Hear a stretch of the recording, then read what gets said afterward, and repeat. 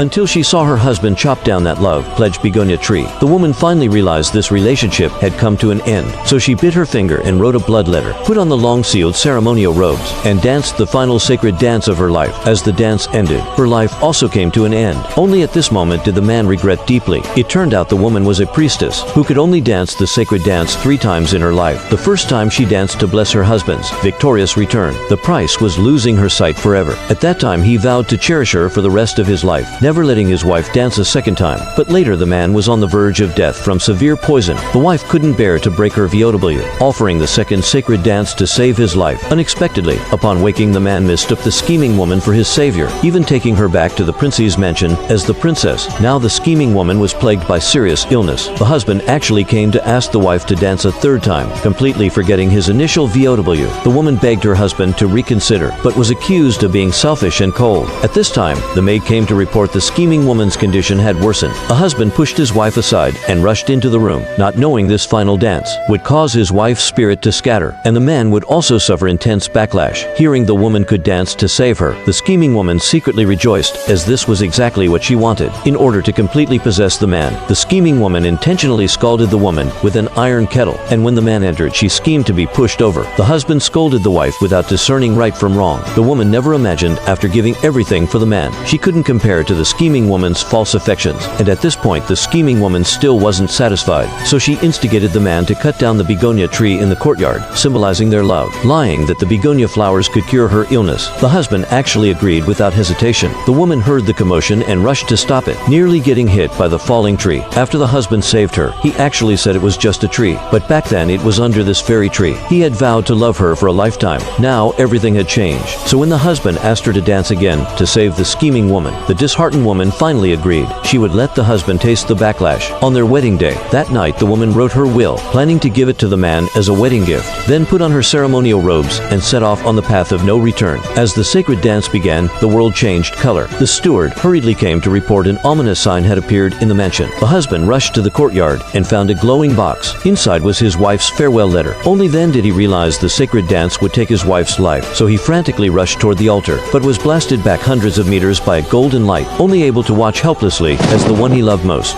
walked step by step toward death.